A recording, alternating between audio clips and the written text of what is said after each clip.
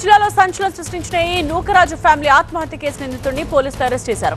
నూకరాజు కుటుంబం సామూహిక ఆత్మహత్యకు కారకుడైన rifle shooting trainer Sadiq Khan పోలీసులు ఉత్తరప్రదేశ్లోని మీరట్లో అదుపులోకి తీసుకున్నారు.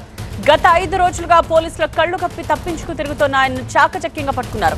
ఫోన్, డిజిటల్ లావాదేవీల జోలికి వెళ్లకుండా 4 రాష్ట్రాలను చుట్టేసిన సాదిక్ ఒక చిన్న క్లూతో బుక్ అయిపోయాడు. ఇవాళ రాత్రికి సాదిక్ ను రాజమండ్రికి తీసుకురాబోతున్నారు పోలీసులు. సాదిక్ ఖాన్ ను కఠినంగా శిక్షించాలని ఏఈ నూకరాజు కుటుంబ సభ్యులు డిమాండ్ చేస్తున్నారు.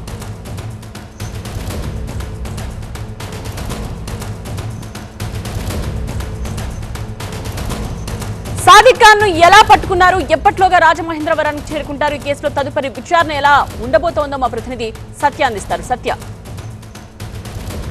ఏదైతే రాష్ట్ర వ్యాప్తంగా సంచలనం సృష్టించినటువంటి పిఠాపురం పంచాయతీరాజ్ శాఖ ఏఈ నూకరాజు కుటుంబ సభ్యుల ఆత్మహత్య కేసుకు సంబంధించి కీలక నిందితుడు షేక్ షాదిక్ ఖాన్ను పోలీసులు అరెస్ట్ చేశారు. ఈ అర్ధరాత్రి కాకినాడ తీసుకొచ్చేటువంటి అవకాశం కూడా కనిపిస్తుంది.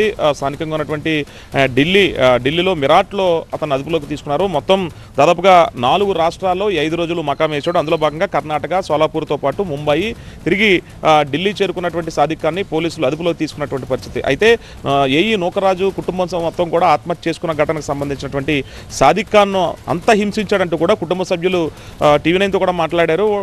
సాదిక్ ఖాన్ని ఖచ్చితంగా ఉరిశిక్ష వేయాలి, అలాంటి వ్యక్తి సమాజంలో తిరగడానికి వీల్లేదు. ఎందుకంటే సౌజన్య ఎంతో చాకచక్యంగా ఉండే అమ్మాయిని, అలాంటి అమ్మాయిని ట్రాప్ చేసి ఈ రకంగా కుటుంబ సభ్యులను మొత్తం కూడా ఆత్మహత్య చేసుకున్న విధంగా ప్రేరేపించినటువంటి సాదిక్ ఖాన్ని ఖచ్చితంగా కఠినంగా శిక్షించాలని, అలాంటి వ్యక్తికి ఉరిశిక్ష కఠినమైన శిక్ష అంటూ కూడా కుటుంబ సభ్యులు టీవీ9తో కూడా మొరపెట్టుకున్నటువంటి పరిస్థితి. అయితే మొత్తం 5 రోజుల పాటు మొత్తం 10 బృందాలుగా విడిపోయి 40 మందికి పైగా పోలీసులు మొత్తం రాష్ట్ర వ్యాప్తంగాతో పాటు ఢిల్లీ, మహారాష్ట్ర, కర్ణాటక, హైదరాబాదు అనేక ప్రాంతాల్లో గాలించారు. చివరికి ఢిల్లీ మిరాట్లో అతని ఆధీనంలో తీసుకుని అక్కడ ఉన్నటువంటి లాయర్తో అక్కడ ప్రవేశపెట్టిన తర్వాత కాకినాడ తీసుకున్నటువంటి పరిస్థితి. అయితే సాదిక్ ఖాన్ను తీసుకొస్తే కాకినాడ తీసుకొస్తారా, లేదంటే సామర్లకోట దిగుతారంటున్నారు, లేదంటే కనుక విజయవాడ కానీ రాజమండ్రి కానీ, అంటే ఎక్కడ దించుతారు, ఎక్కడ తీసుకెళ్తారనేది మాత్రం అనుమానం వ్యక్తమవుతుంది. ప్రస్తుతం అయితే మాత్రం సాదిక్ ఖాన్ని అంటే చాలా పకడ్బందీగా పట్టుకున్నటువంటి పోలీసుల్ని ముప్పతిప్పులో పెట్టాడు. ఎందుకంటే 5 రోజుల పాటు ఒక పక్క రాజమండ్రి పోలీసులు, ఎస్డీఆర్ఎఫ్, ధవళేశ్వరం, రాజమండ్రి పోలీసులు కలిపి 5 మృతదేహాలను పట్టుకోవడానికి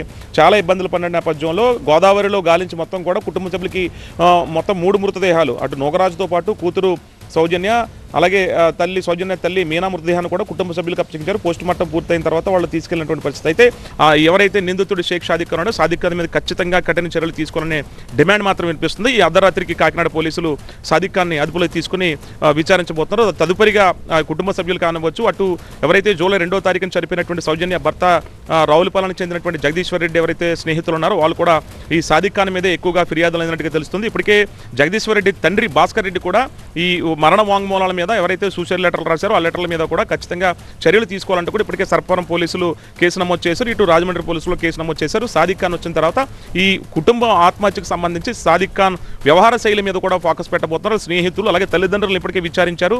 పలుమార్లు తల్లిదండ్రులు సాదిక్ ఖాన్ హెచ్చరించినా వాళ్ళ కుటుంబం జోలికి వెళ్ళొద్దంటూ కూడా వినిపించుకోకుండా వెళ్ళడము, ఇప్పుడు బ్లాక్మెయిల్ చేసి వాళ్ళ ఆస్తిని అంతా కూడా తీసుకోవడము, నువ్వు నా వశం అవ్వాలి లేదంటే మా ఇస్లామిక్లోకి మారాలన్న కోణంలో అతను ప్రేరేపించినట్లుగా అయితే మాత్రం తెలుస్తుంది. దీని మీద రేపు హిందూ సంఘాలు కూడా రోడ్డెక్కి సాదిక్ ఖాన్ మీద కఠిన చర్యలు తీసుకోవాలంటూ కూడా డిమాండ్ చేయబోతున్నాయి. రైట్ సత్య.